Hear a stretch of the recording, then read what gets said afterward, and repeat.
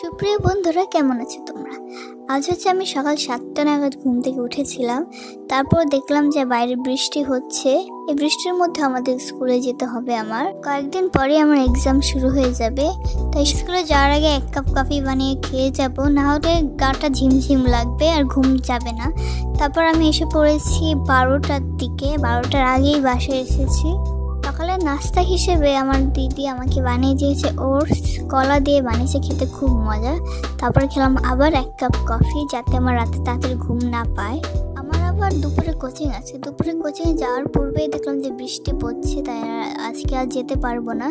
আর এখানে আম্মুর কিছু গাছের ছবি তুলে নিচ্ছি, খুবই ভালো লাগছিল দেখতে। এখানে অনেক ধরনের গাছ আছে। তোমরা চাইলে আমি আমার আম্মুর বাগানের পুরো ভিডিও দিতে পারি যদি তোমরা চাও। দুপুরে খাবার ছিল হচ্ছে মাছ ভাজি, শাক। আজকে এই পর্যন্তই। Good bye.